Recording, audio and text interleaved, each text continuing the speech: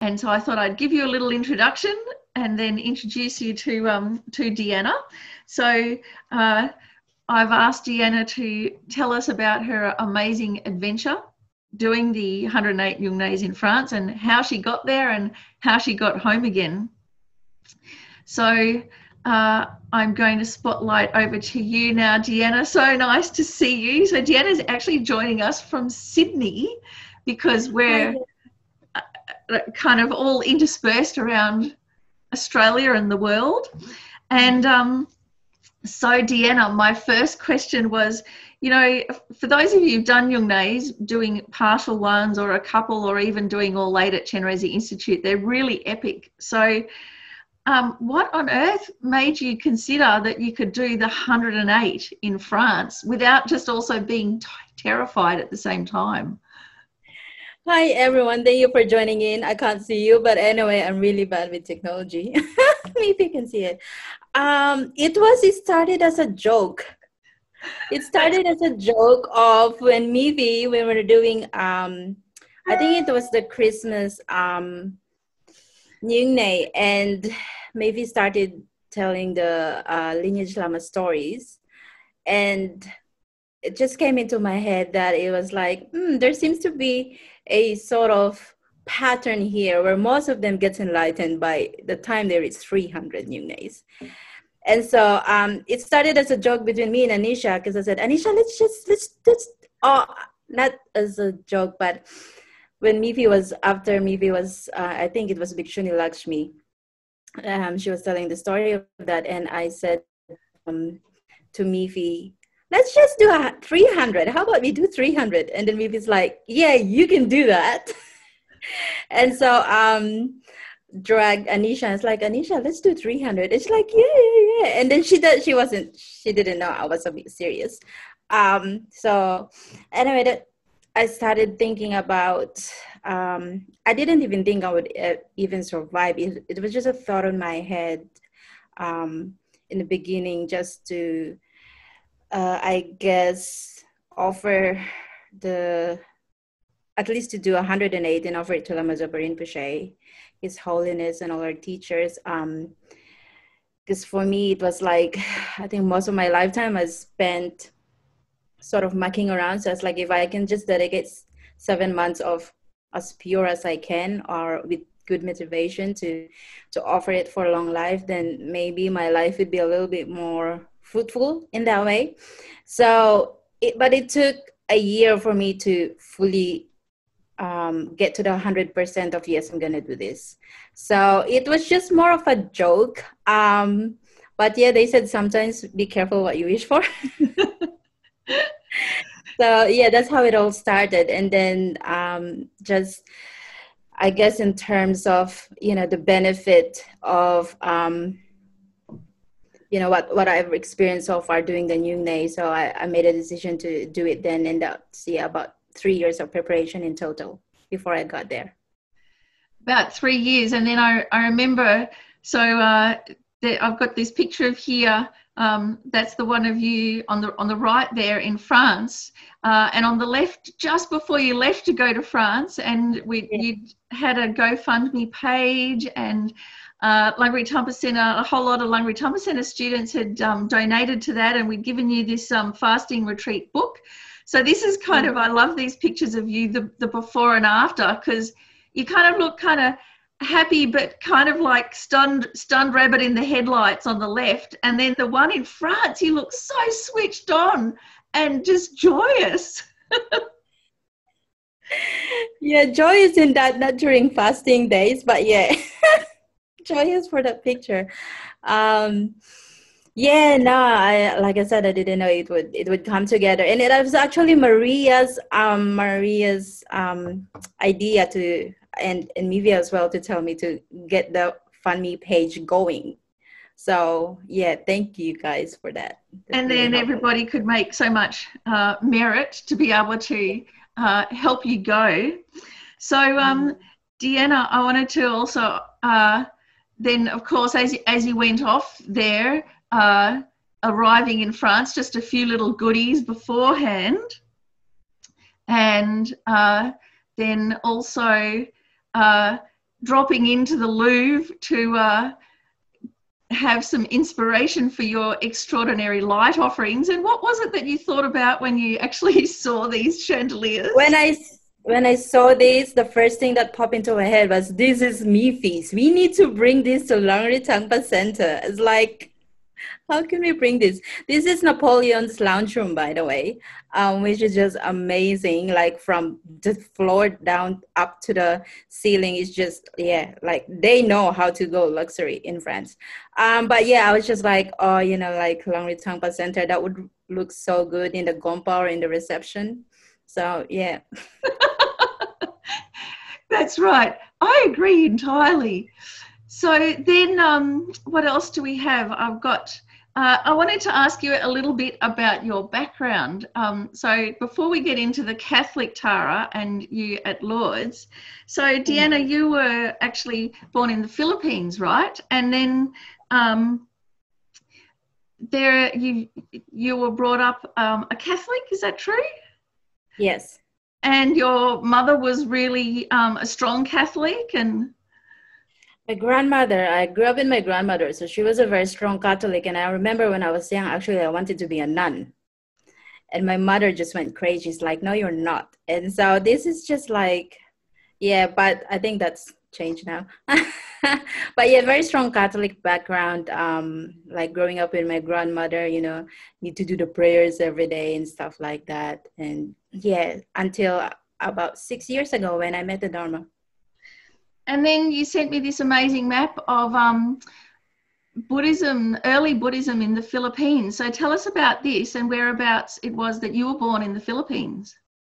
So I was in retreat during this time, and I've been thinking, I was just during retreat, I said, how does my background relate to Buddhism? And I was doing one of the meditation session. And so the next day, out of the blue, this guy, I think Mark Silverstein, I think that's his name, just sent me this.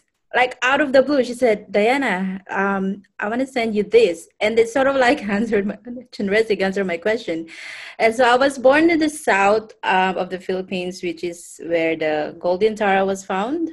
So along that area, but I grew up north. So yeah, when I found that there's been, I think Mifi, you told me a few years ago that, there was a Golden Tara found in the Philippines, and it's now, I think, in Chicago Museum. So yeah, when I found this out, I was really, very happy, and sort of like everything came together, because I can never connect being Catholic and then meeting the Buddhism side of things. I mean, of course, past lifetime as well, but how the country relates to that. And so I was reading the information in that during I think,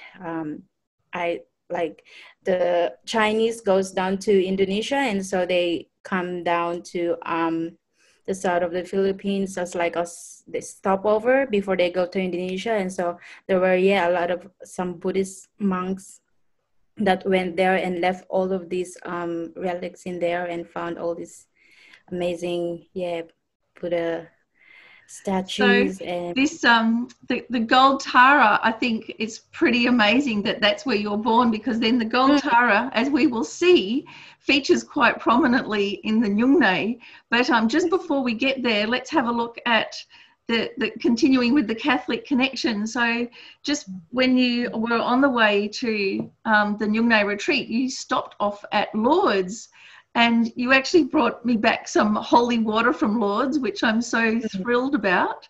So tell us about what it was like being there. So I've always had connection with Mary when I was a Catholic, and I was always like, oh, I would love to be one day being able to go there and visit it. And so my mother said, well, Lourdes is not far, you may as well go visit and get me some Catholic stuff. I was like, okay, fine. So I went there, and that was the end of the season, so there wasn't a lot of people. But so the first thing I went was the grotto, which is on the right side, the picture on the right side. And it was really amazing, because it was like about 5 degrees during that day. And I was just standing there, and they were having a mass at the same time, and saying the rosary, or you can see in the background. And I was just standing there and I said to myself, where is this heat coming from? It's like, you can't be installing heater outside. So I was looking for this thing where it's like, where's the heater? Why is it like it's just warm and really hot? I can feel it. And I was just like, where is this coming from? And so I figured it was coming from the Virgin Mary in the grotto there. And so I hang out there most of the time because it was so cold. So that kept me nice and warm. So that was like sort of my natural heater and sort of like really, Tara in sort of Catholic disguise. So yeah, it was very peaceful, very warm. And apparently, I think I was told one time that His Holiness has visited that place and saw Tara there. So it was sort of like really that sort of deep connection as well, and thinking about His Holiness and a few, like really good Dharma sisters and community who's visited the place already. So it was a very nice place to visit. And this is at Lourdes too, is it? Yes. So that's the basilica, and so it's got 3 levels. So you got the main church there at the bottom, and then the middle, and there's more up the top. So it looks like sort of like Disney to me, Disney Castle. But yeah, that's the basilica at the front. Yes. Okay, so then you've gone to Lourdes and you've sightseed in Paris, which has turned out to be very lucky considering what conspires later on, as we all know, our global pandemic. So really good that you got to do the sightseeing to start off with, and then arriving at the castle. So tell me, what was it like when you first arrived at what we, the French call the castle, we'd call the chateau, but what was it like arriving at Institute Vajrayogini? I arrived at night time from Lourdes, and yeah, it was different because I got there and they were having silent retreat, and so I couldn't speak to anybody, and so I stayed in one of the rooms, and then the next day I met the director, Nicolas. He's the new director now. He's co-directing with Francois at that time. So it felt like Lama Zopa Rinpoche's energy is just the whole place. The moment I got out the train station, I was like, oh my gosh, this is Rinpoche's Pure Land, definitely. And so, it was home. It felt like home because Rinpoche's energy was just oozing in the place. And I think that helped us all when they had the silent retreat for like, I think 5 days. And so just to sort of like get into the zone, I think. To acclimatize.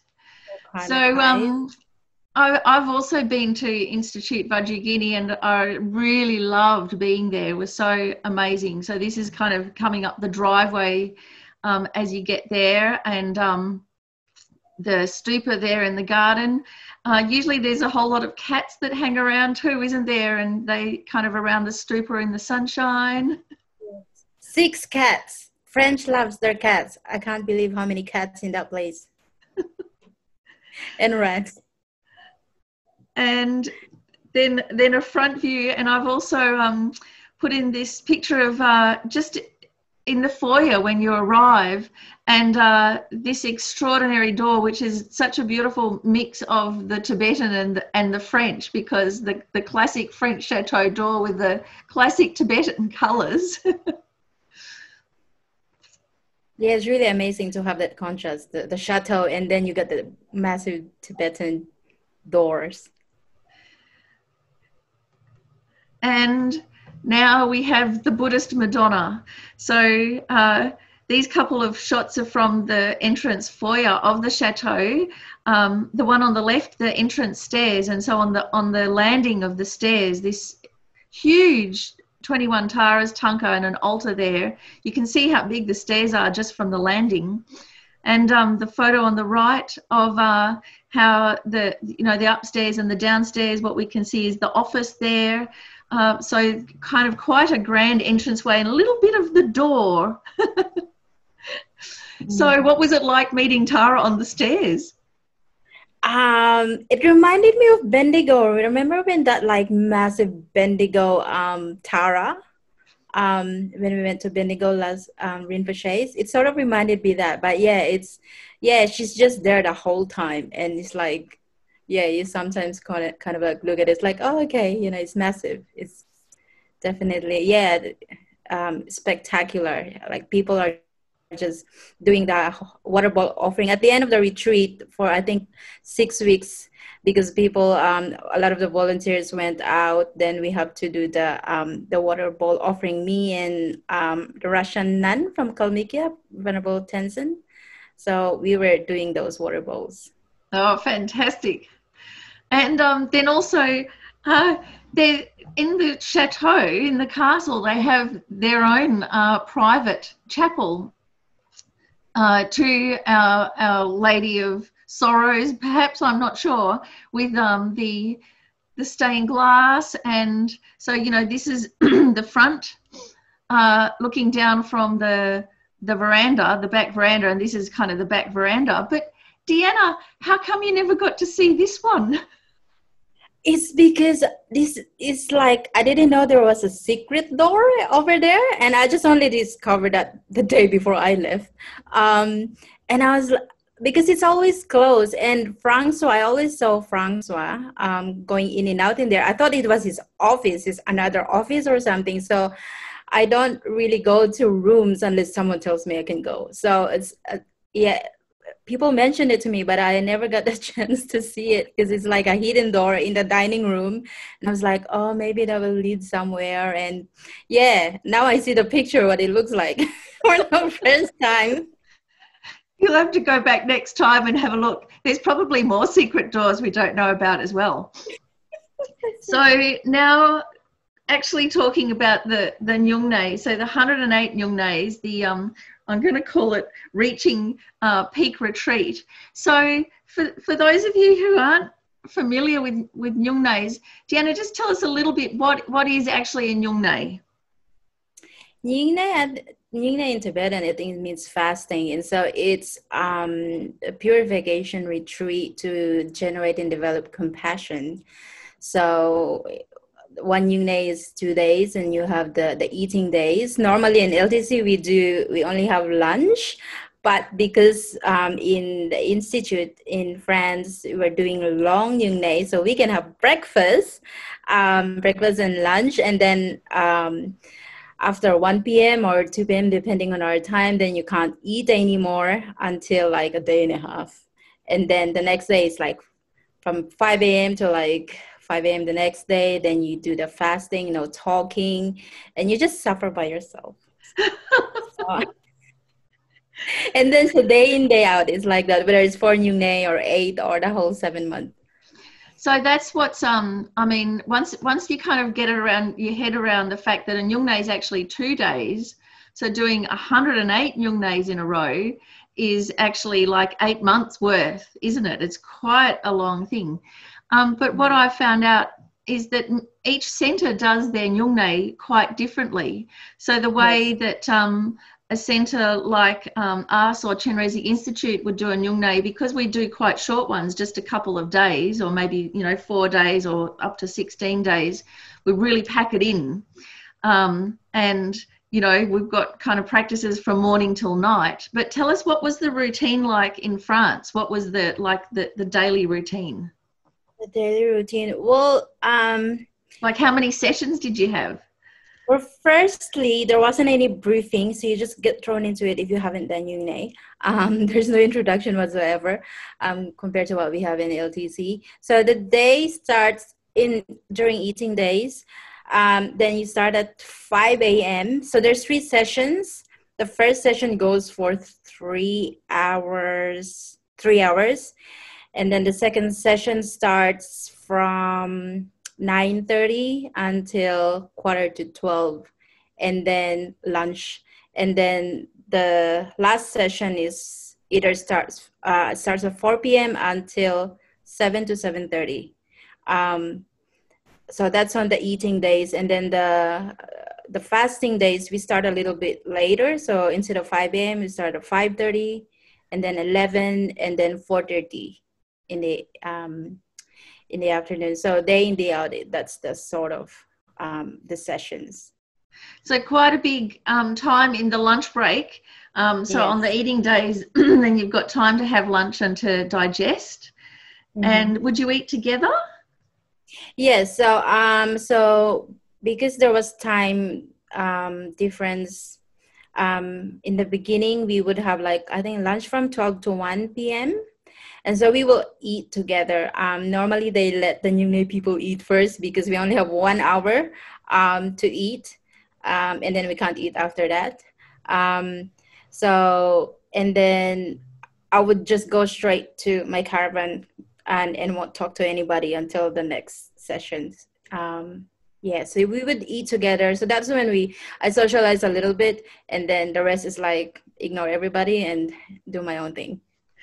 And so tell me then, how did you keep your mind happy because it's a very long retreat. So you would have gone through different phases of the Yes. retreat, like in the beginning feeling okay, and then it would have changed. So tell me, what was the trajectory and how did you keep it together?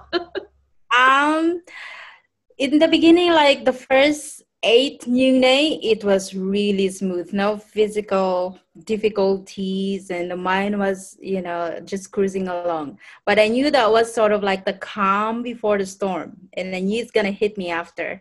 So, and then after that, yeah, just my mind was just like, okay, you've done 8 retreat now, you can go home, and it's just this battle of sort of like, um wanting to go home and keep going and keeping my motivation right, making sure I keep thinking about it otherwise. So there's this, it's up and down. Like, you'll have, that's why I would go and see Charles every, at least once a month to check and for him to help me with things. So, but yeah, especially like during fasting day when it's really difficult, then yeah, you just sort of like feel miserable and down, and you sort of sometimes And then just you leave look it up alone. at Tara here. So this is your the altar, the Nyungne altar in the special Tara room, and here is the Golden Madonna, the Golden Tara from your Filipino kind of life story. Now, she's twice life size, and Yes. I heard about this Tara statue that it was kind of it was constructed or put together in this room, so she can never actually leave because she won't fit Yes. through a door or a window. And then on the altar here, all of the gurus, and then here's you, and you can just see how large the Tara is because that's Tara's hand there, so really huge, and your spot there. So would it have felt like a pure land and then a hell and then a pure land and then a hell? Or Pretty much like that, depending on the state of my mind.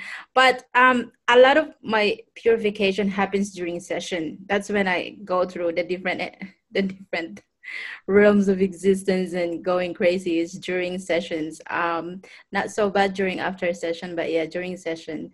But yeah, I mean that having Tara there in the middle really helped, and the big generosity tanka as well. So a lot of the times when I'm going through really, really bad times, I just think of the 200 plus people, everybody who's helped me got there to not give up, because and of course Rinpoche as well. So you guys were like really my inspiration. That's why I stayed there no matter what happened.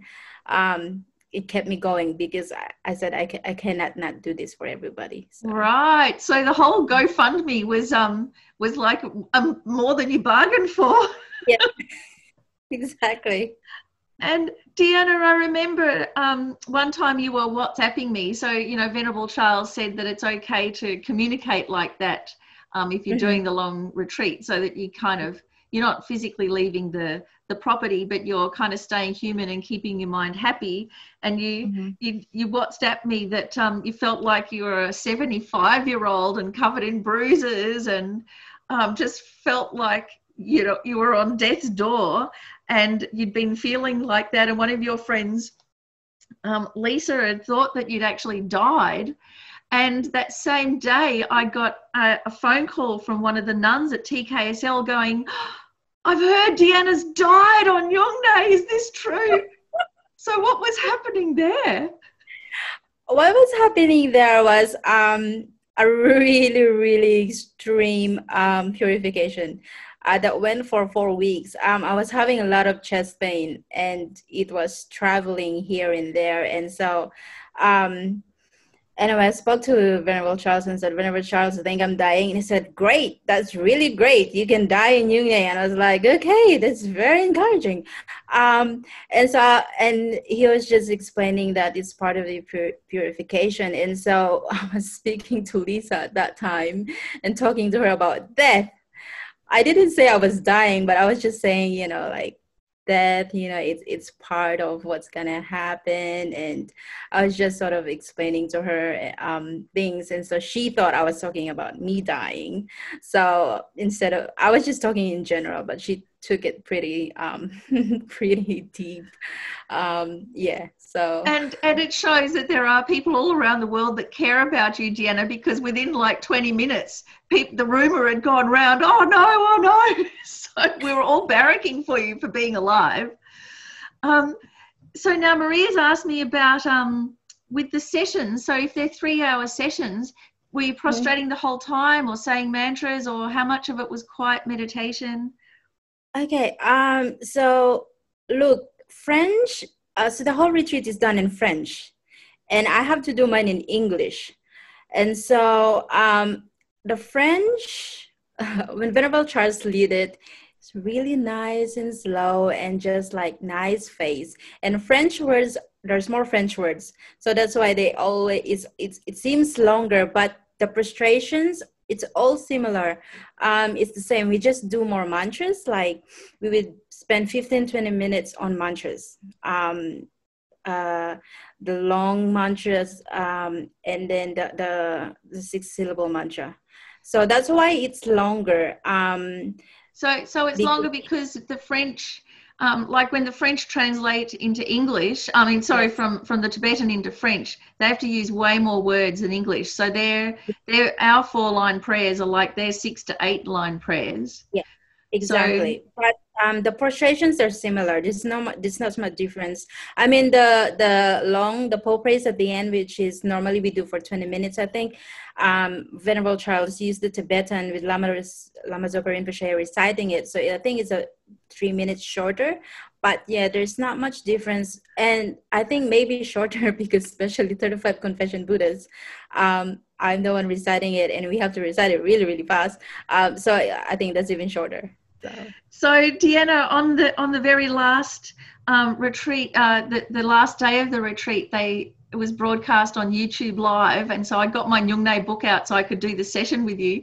And as I was listening, I'm like, hang on a second, and the session was in every single different language. So it was like we had, French prayers, and there was something in Russian, and then you were speaking in Tibetan, and really, really, really fast. And then for a moment I thought, hang on a second, I can understand Tibetan.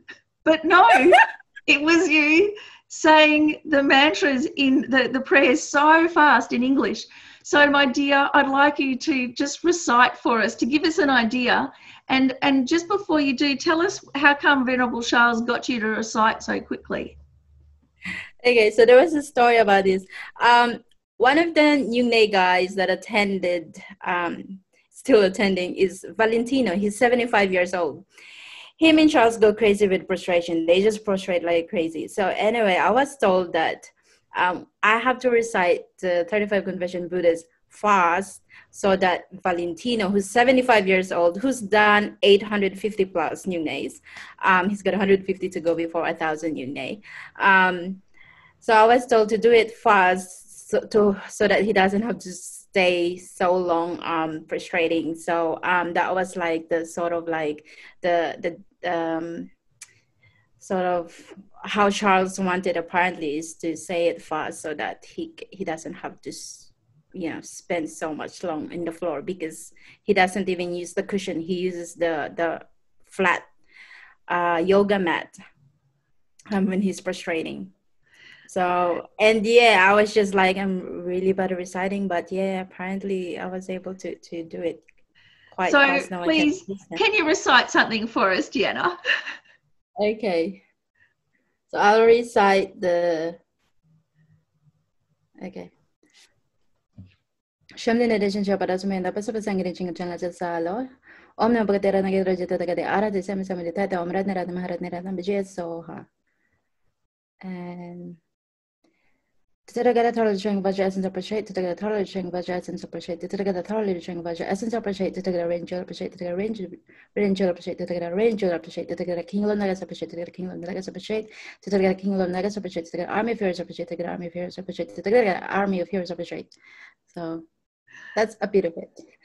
That is so beautiful, and it's really, it just comes out like bubbling water, and it had a beautiful effect on my mind, because often, you know, people you know, reciting the prayers and it's dragging on and on, it's very easy for negativities to arise, but having it like this was so light and bubbly. It was really gorgeous. So it probably wouldn't matter that the Russian lady, you know, is hearing it in English, or the French are hearing it in English, because it was like truly like a team effort. Well, Russian is even faster than that. Like, I think the 35 confession goes 3 minutes.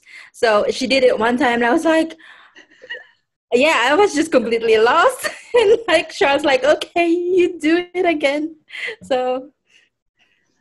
And so with your, who was it, Skylark is asking, going back a bit about, you know, when you're having the difficulties and you had the pain in your heart and feeling like that you were having a heart attack, and Skylark's asking, was it like really intense chest pain? And there was like a corresponding kind of feeling like your heart was opening too. So what did Venerable Charles say about that? Venerable Charles said, because it was, like I said, it will only, it's like stabbing pain. It's like someone stuck a knife in my back. That's how it felt like. And it would only happen during sessions. So I knew it was partly purification. And Venerable Charles just said to, yeah, I think he's definitely experienced it. So he said, heart is opening and it will travel to different parts of your chest, going up and down, front and back, towards your arms, into your fingers. And so, which exactly what happened, what he said.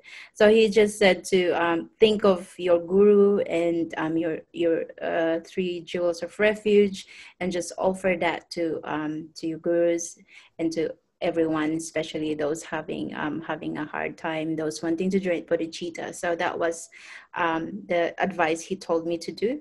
But yeah, that took about 5 weeks before it subsided. Right. And was that kind of like in the middle of the retreat, or towards the end, or the beginning? When this was towards the end of the retreat. So it happened towards the end of the retreat, and that's why, like, when Lisa's like, oh, you should go to the hospital and get checked. And I was like, no one's allowed to go to the hospital unless you have COVID. So I said it's part of it.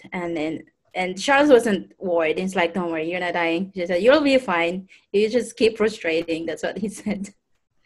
And Deanna, you also told me that, so, you know, when COVID hit, there was a danger that the retreat was going to close down. So what happened when the virus kind of hit France, which, you know, it hit Europe, that wave that hit Europe way before it came to Australia? The castle had to close down. Like, what happened? So what happened, Nicola so was there, and so the government issued that only 20 maximum people can stay in the chateau. So they have to let go a lot of the staff, they have to let go a lot of the volunteers, and we didn't know if they were going to continue the retreat or not. And so I begged and I said to Nicola, I said, please do not let the retreat end, because I said, what else are we gonna do, especially at this time? And then and he was like, well, I'll let you know, we'll have to talk to the committee. So I have to beg him all the time and nag him and beg him and nag him and beg him to not close the retreat. And it was sort of like everybody was on edge, and it's like, especially the three of us, me, Anitinzanla, and Valentino. Three of us were the one who did the whole 7 months, and we're like, we decided that if they kick us out, whether we go to the forest and do it ourselves, or rent a place down in town and keep going Nyungne. But that was sort of like we went into an immediate sort of like, okay, what are we gonna do? What are we gonna do? So if they kick us out. So, but yeah, thank goodness they didn't. And we also told Venerable Charles, like we said to him, we want to continue, please. You know, you of all the people, at the end of the day, you will have the last person to say.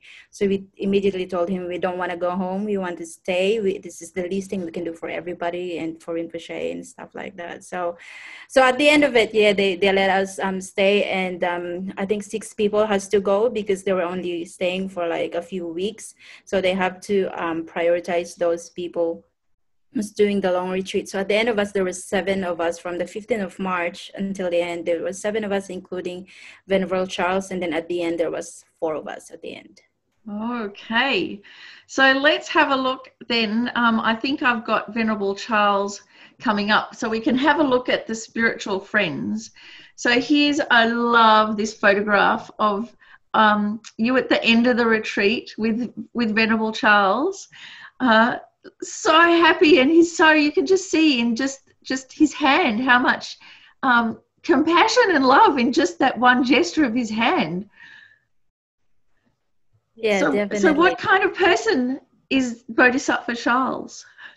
Venerable Charles, I did not connect with him immediately when I arrived there, but he had a stomach surgery a week before retreat, and so I was like, oh, maybe we should just wait another week and let him get better. Oh no, he doesn't do that. He sets up this whole room, and I help out setting up the altar, even though he's like limping with newly surgery.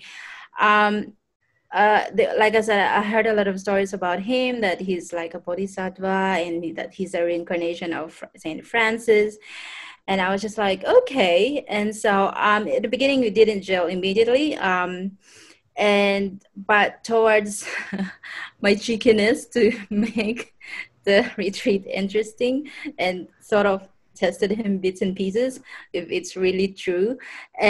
But you know, he just worked tirelessly. He's like Lama Zopa Rinpoche, you know, just extension of Lama Zopa Rinpoche.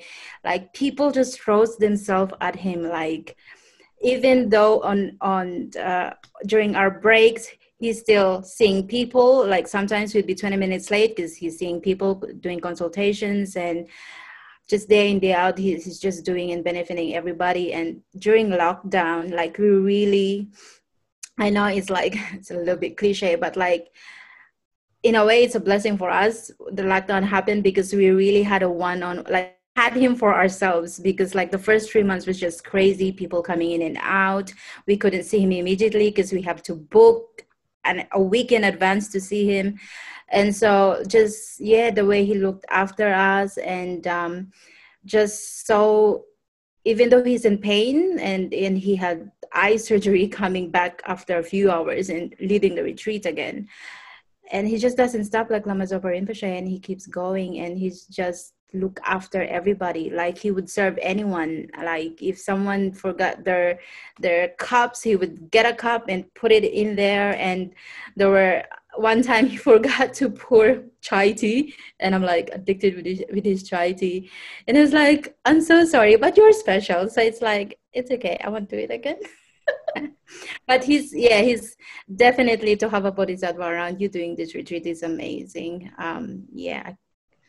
Deanna, when I was in France to do the foundation training with the FPMT, and Venerable Charles just visited just once into the castle, and I was upstairs, and he came into the foyer downstairs, and it was just like this pool of calm and light around him, and everybody from all around just kind of spontaneously ended up in that foyer, just standing there, just being near him. And he's just talking about whatever to the director there, or organizing something, but everybody just naturally gravitated to be in his presence.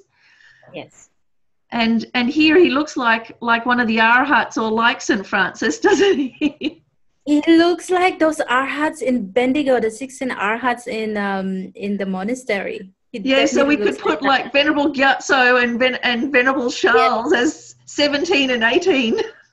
exactly. And he doesn't like being called venerable. He's like, Diana, do not call me venerable. Just call me Charles. Like he would stop me all the time. And he said, don't call me Bodhisattva. I was like, well, everyone is trying to call you Bodhisattva. So I said to him, that's not going to change. And he just laughed. Well, because Lama Zopa Rinpoche calls him Bodhisattva Charles. So now tell us about how you tested his clairvoyance. Tell us about Okay. being naughty, Deanna. Me and Tenzin, we're the troublemaker of the group.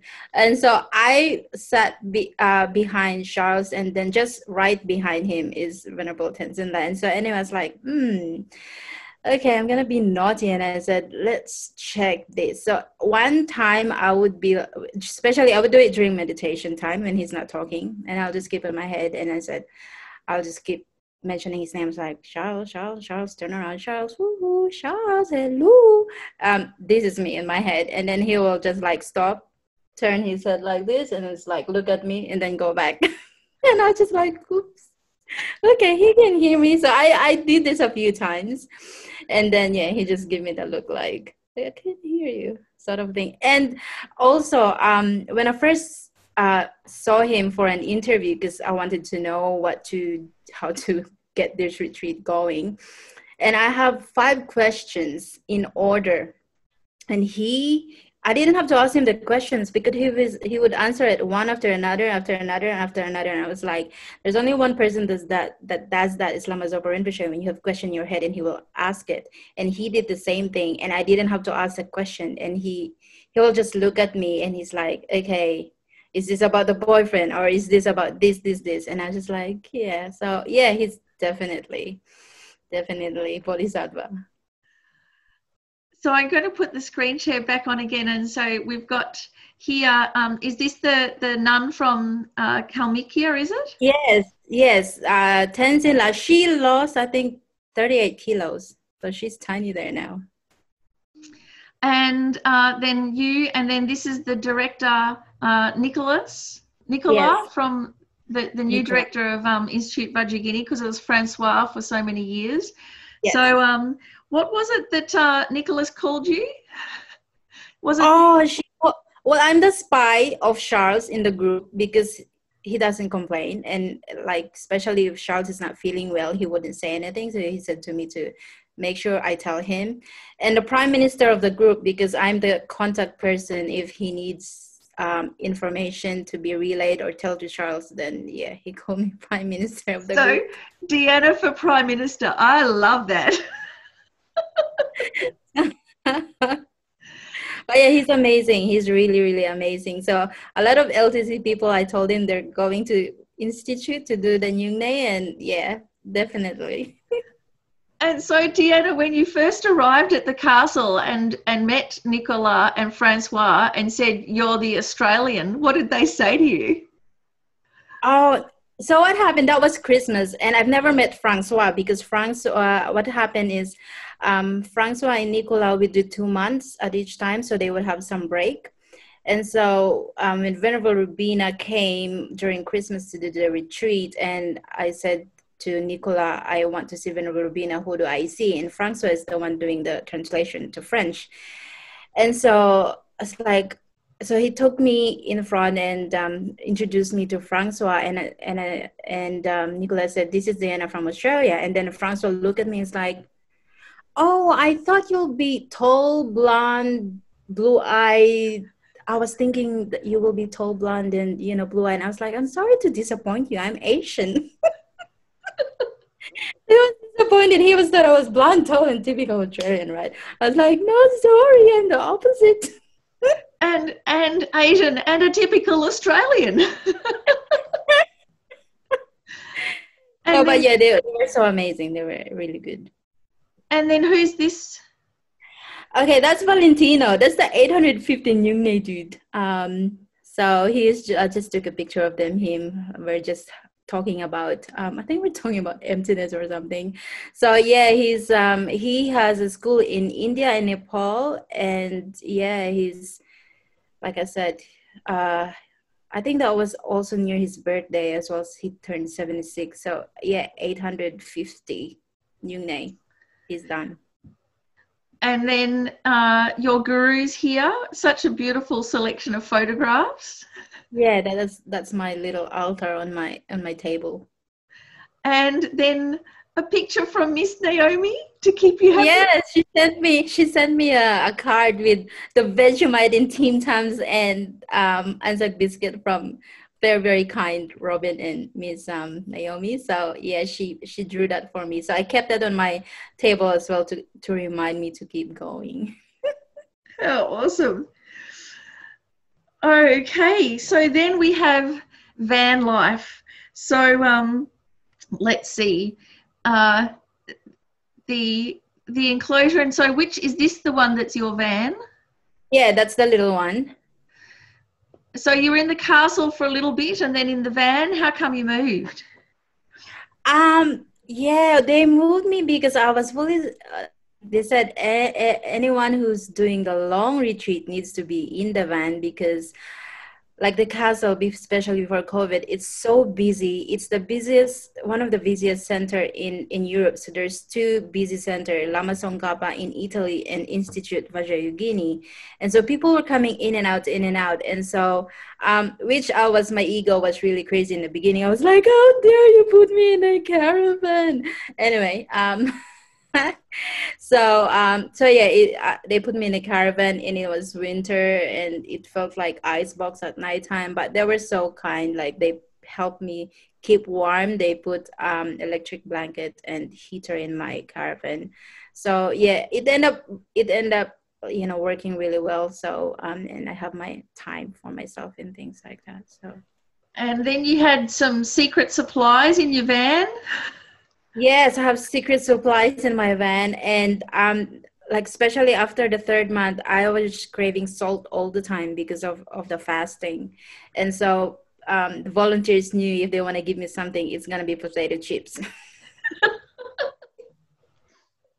You wanna make Diana happy? Give me potato chips.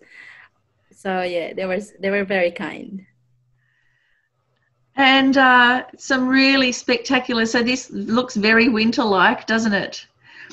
Oh, this one is actually, yeah, about springtime. And the dawning of Deanna's enlightenment. Sunrise.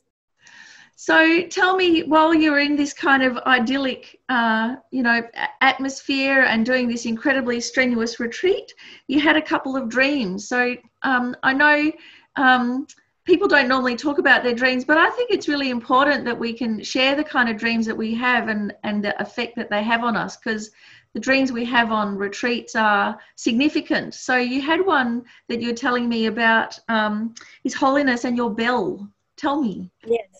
So just before, I think the first week when the retreat started, and I dreamed about His Holiness, and he was giving a teaching or something, and so everybody was ringing their bell, and so he came to me and he said, "Your bell has a nice sound to it." And so normally in my dreams, he always uses my bell, so he used my bell and blessed it, and which also to me indicated him blessing the retreat. So it was a really good start to have His Holiness blessing the retreat and everybody. So that was a auspicious sort of sign from him that, yeah, everything will be fine. That's just really amazing. And then you had a birthday in the retreat, Deanna. So how old were you? How old did you turn? 36. 36. Were you about to say 360? 368. Yeah, 36. I turned 36. I was deciding at that time whether I wake up in retreat or be out, but I had this feeling Lama Zopa Rinpoche is telling me go out of retreat, and I need to see this, talk to this lady.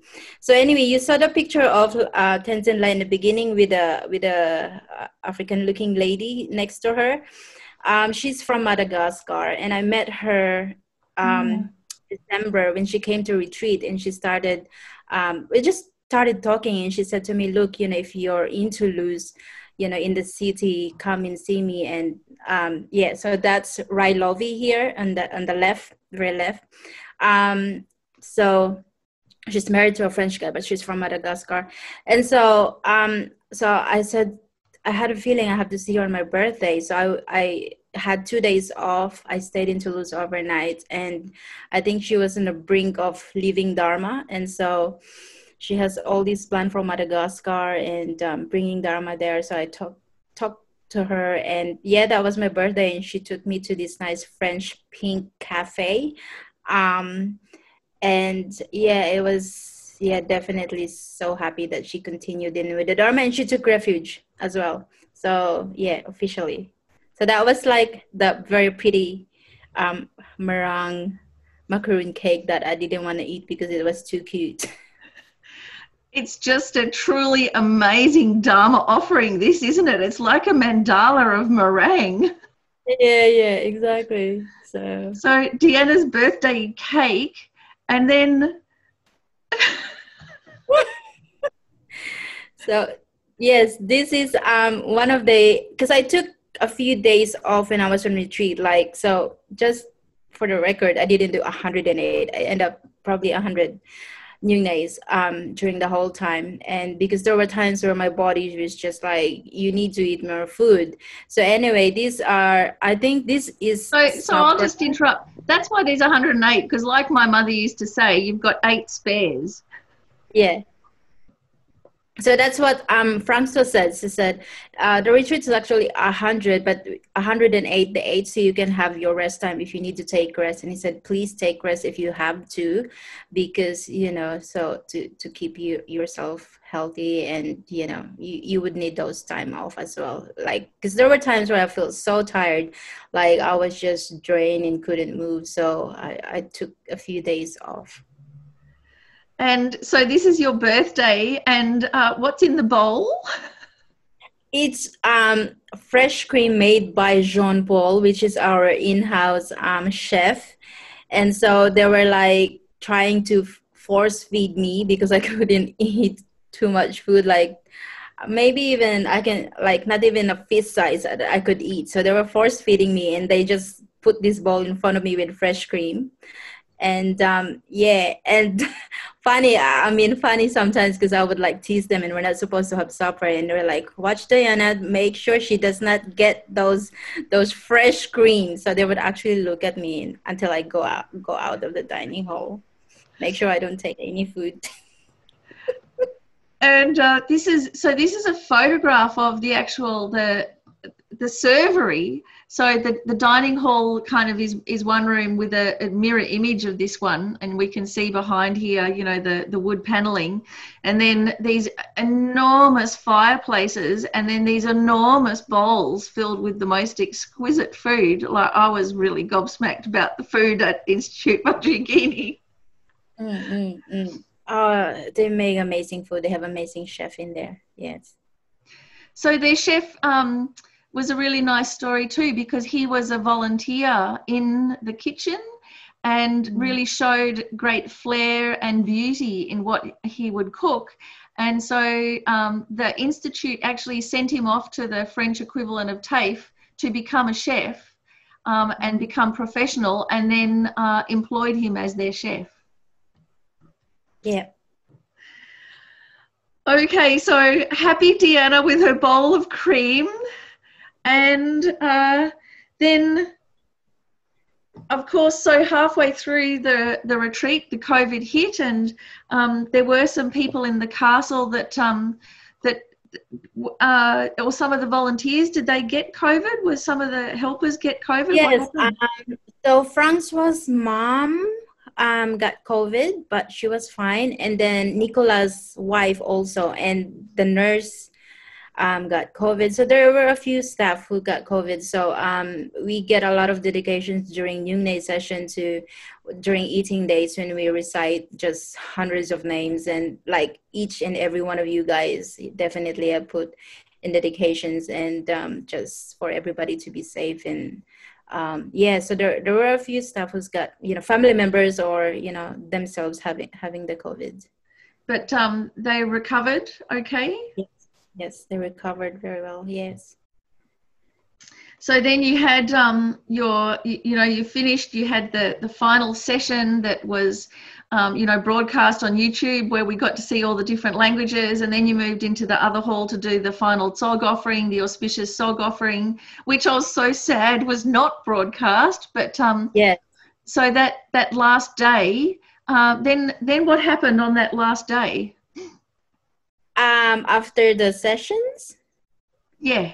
Then yeah, I have to rush, and I have to take my flight back to Paris because my flight was already canceled twice. And yeah, I was just really trying to catch my flight back and get ready, and I wasn't even able to help pack and everything, because my friend from Toulouse, where I love it, she has to take me to the airport. So it was a mad rush. It's like it finished at 9, and then have a little bit of breakfast, and then it was just from being peaceful to suddenly now in adrenaline mode.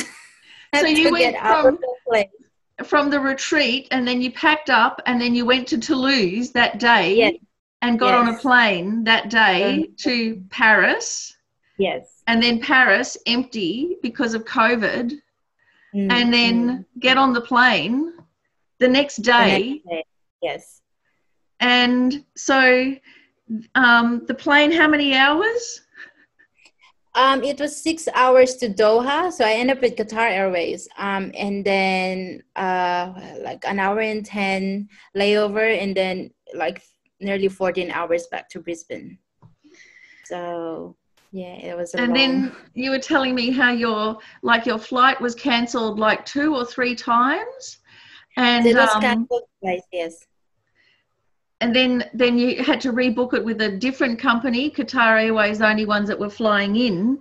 And then as you actually got here, I think that week, the airfares went up to like over $9,000 to get back again. And and then you went into quarantine. Hotel quarantine. That's in Regis and South Bank. And then the courtyard of the convention center, where we go around in circles and walk in circles like hamsters. For your 1 hour exercise break? No, not 1 hour, 20-minute doggy walk, as I call it. Accompanied by a security guard? Oh no, federal police and the army. Right. And and that also was right at the end of the quarantine being paid for the government. So I think you didn't have to pay for, you had to pay maybe for the last 2 days, was it, of your quarantine? No, I didn't have to pay anything because I met the cutoff date because in Queensland at that time, I think it was the 1st of July. From the 1st of July, then everybody has to pay their own hotel quarantine. So I just missed that, which was good. So if you arrive from the 1st of July, then you would have to pay for it.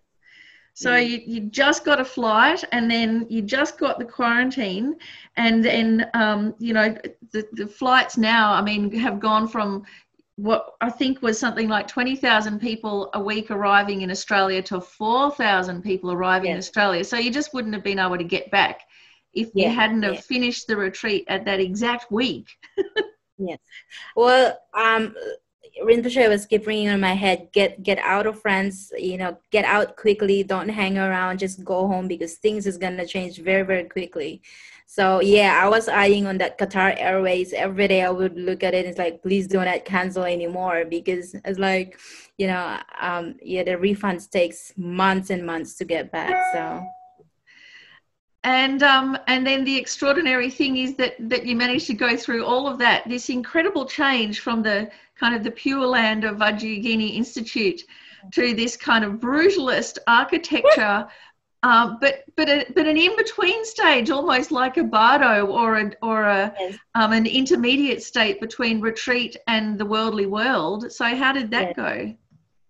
That I mean, like that was really a blessing as well, because like I was in adrenaline rush just to get home, and then being in retreat, that's like, look, what's another 14 days, compared to the 7 months I have had. So it was, dealing with a jet lag, and then being still in retreat mode, it was hard to get back immediately to sort of, so that gave me a good transition to just slowly get back to retreat. I mean, I still haven't fully recovered, but yeah, it was just good to be back in Australian soil as well, and yeah, start I guess, put what I've learned from the Nyungne retreat into practice, because it's not really what aha moment I have during retreat, but it's like, it's more of, like Venerable Charles said, it's not in the retreat, it's after the retreat that you will see if your mind has transformed or not. Because once you're out of that conducive place, that's when the hard work starts, actually. So I was putting together this slideshow, and in the end, I've got our spiritual friends, this really lovely photograph that I've got of you and Venerable Charles. So I was putting Charles and Diana, and then I thought, Charles and Diana, that sounds familiar. So I can't really say the real Charles and Deanna or the better Charles and Deanna, but the Buddhist Charles and Deanna. And this one too. I mean, it's so lovely. Just such spontaneous warmth. You're so happy. Venerable Charles being a bodhisattva, and Arya Tara just beaming over everything. And there's a story to that picture, because Charles was at the back, and I said, Charles, because he doesn't like pictures.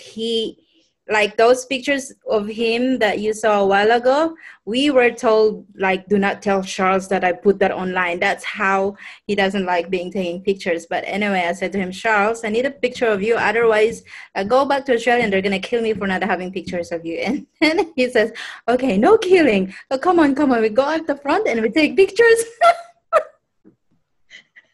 So yeah, that's the story of that pictures. I was like, so yeah, there was the Russian that took the pictures, so she did really well. Yeah, it's just magnificent, that one. You can really see through the worldly image to, it's almost like the Pure Land is bursting forth from the back there with all of the light, that it's about to be this actual Pure Land revelation there. And those lights, I have to count them one by one. I got there and Charles was preparing the altar, and he says to me, Diane, I have a job for you. I was like, okay. He said, I want you to count all of the lights. And I was like, you what? It's like, yes, I want you to count all the lights. And I was like, okay, this is going to take hours. So anyway, the point of that, there's 2,773 lights. I literally counted each. Because that was his, like, our light offering to Lama Zopa Rinpoche. So he emailed Lama Zopa Rinpoche and said, look, Rinpoche, we're offering the lights from the Nyungne to you. And yeah, there's 2,773 lights in there. That is mind-boggling. So then right at the end of the retreat, and you must have been, pretty happy about it. And then Venerable Charles was, what did he recommend that you do next? He says to me, he says, oh, you just don't stop with 100. You got, it's like you keep going. And he's like, oh, he says 1,000 Nyungne. And I was like, what? You're kidding, right? And it's like, no, you keep going. And then, the 3-year retreat that he's talking about, I was like, there's no 3-year retreat. And he's like, it'll help you. But yeah, I mean, I also recommitted myself, and look, it's like sort of, you know, when you're doing your practice and you just don't stop because you've completed it. Like you just keep going as much as you can. And so they want me back next year, but I said, no, I'll go every 2 years, do 3 months. So yeah, it's sort of like, yeah, it's such a blessing to do Nyung Nays, and resonated with the practice really well. So yes, there will be more Nyung Nays to come, and like that's why I encourage everybody to please come and join me, or you know, just rock up there. And like I said, I told all the directors, I told all the staff, and Charles are expecting all of you there. So you've dubbed us all in. Well, that's really excellent, because it would be fantastic to have an Australian contingent to be able to go and at least to participate in some of them. So, I mean, with COVID happening, it really brought to the fore how instead of kind of being daunted by this retreat, it's just such a rare thing to happen that we've got to grasp the opportunity. yes, exactly. Yeah, exactly. So and look, you know, people are like I said, if you want to do the hundred Nyung Nae, like Rinpoche, I was told Rinpoche will always want to people to do 100 Nyung Nae actually, and will sponsor you, so you don't even have to worry about that. And like I said, I'll help out as much as I can. If you want, just I mean, like I said, it's for me, it started with the aspiration to be there, to benefit, especially more an offering for my guru, because they helped me with my health issues in the beginning, and that was, like I said, the least thing I can do for FPMT, Lama Yeshe, Lama Zopa, all our gurus, for me to do that 7 months compared to the 35 years I've wasted my years, you know, of mucking around and things like that. So, you know, it's like there's always help, and the retreat will give you whatever you want. So be careful what you ask for when you're in that retreat. You ask the Buddhas, and they will give you. That's right. They will give you as even as simple as having a chocolate mousse for the next day. It will happen, or lasagna, or Vegemite, or Tim Tams. You know. Well, Deanna, it's just been really amazing hearing these stories, and I'm wondering if there's anybody who has any questions for you. Deanna, do you want to put them into the chat? Now's your chance to really ask anything at all, or any kind of aspects that I might have raced through too quickly. So Maria's saying, you look so happy and such an inspiration. Yes, I agree. Well, look, it was the other way around. You guys were my inspiration. That was the reason I lasted that long. I think without you guys, yeah, I would have probably crumbled very, very quickly. But to have, knowing at the back of my head that you guys are, you know, are there, who got me there, and yeah, it was a joy, even though my mind was going crazy and going insane. It was, yeah, a joy for me to be able to offer it to you guys, and yeah, to have you guys cheering around me, like Delma would say, I'm cheering behind you. Yeah, so I found even just when we do Nyung Nays here at Lungri Tampa Centre, that if you're sponsored by somebody to do the Nyung Nay, it makes it very personal. Oh, we have a responsibility for others here. This is for all sentient beings and my sponsor. So it's a very skillful way to keep yourself kind of there and grounded and motivated to let everybody be part of this experience and support you as well, which is great. So it's a team effort. So it's not just me, guys. It's everybody's effort. Yeah. People are quite impressed, inspired, and Naomi's kind of a bit worried or scared about the idea of undergoing purification because it sounds painful. So, I mean, how do we reconcile this, Deanna? Because purification kind of is painful, but then it's over. But so how did you get your mind to embrace it? Like Charles has said to me, sometimes you have to go through the pain as a stepping stone for your mind to transform. So he says, don't be scared with purification, because it's clearing more obstacles for you. And I was very fortunate enough during retreat Geshe Tenzin Zopa was one of my advisor, Mifi, Venerable Rubina, Charles, of course. So it's like the essence of the whole retreat for me was really, the essence of it is Guru devotion. Just really relying on Rinpoche and to help me get through that, and to know that, like Rinpoche always puts in Facebook, you're not alone. You always have Buddhas, Bodhisattvas around you. You have your gurus around you, whether you feel it or not. And you just take it as it comes, and not to sort of go down to that sort of mental state of, like, I can't do this, that kind of things.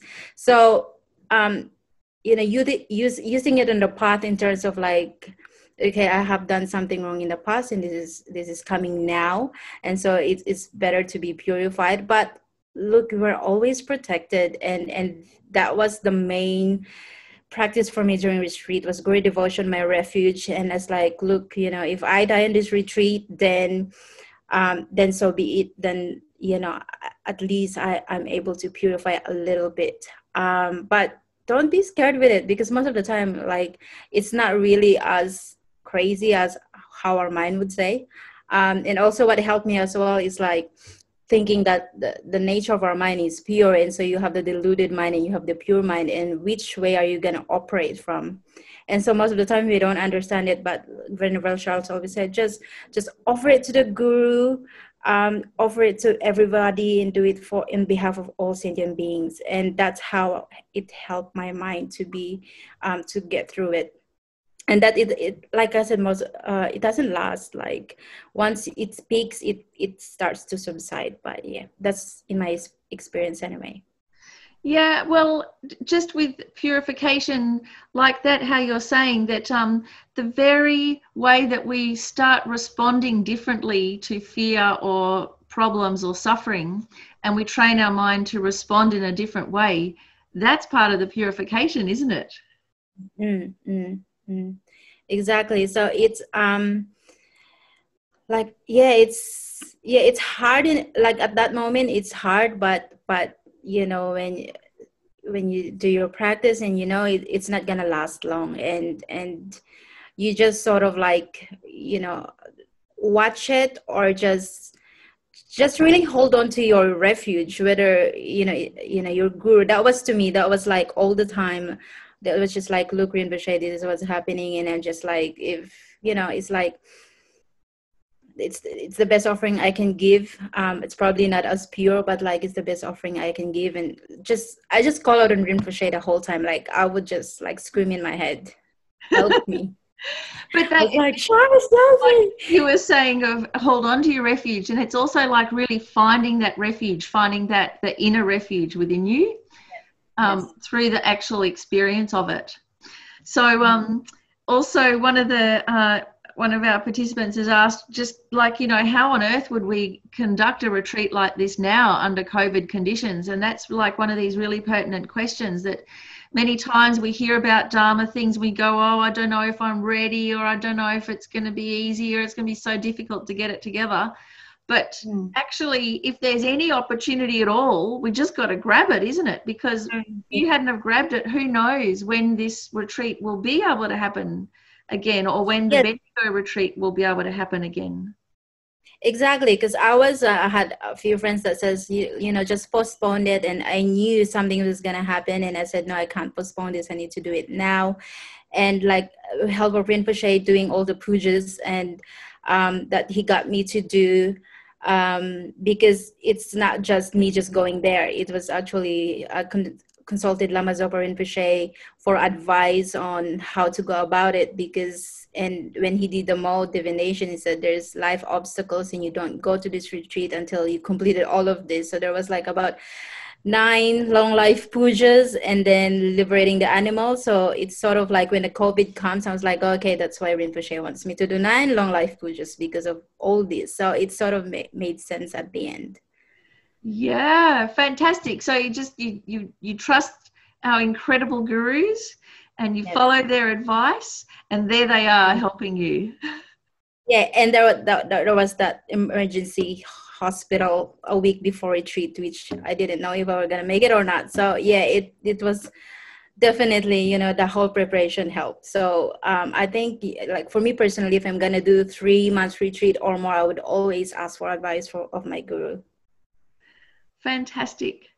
So, Deanna, thank you so much for sharing your experiences, and I'd really like to dedicate all of the inspiration that just by us thinking about it or hearing about this Nyungne, that we may always be able to do it and be able to fulfill all of our wishes, our Dharma wishes, and may you too be able to fulfill all of your Dharma wishes without any obstacles and continue to inspire us. Thank you, everyone. Thank you for your time. And like I said, you know, you made me, you helped me so much in just by being there and being an inspiration for me. Like I wouldn't be able to do it without you guys behind me as well.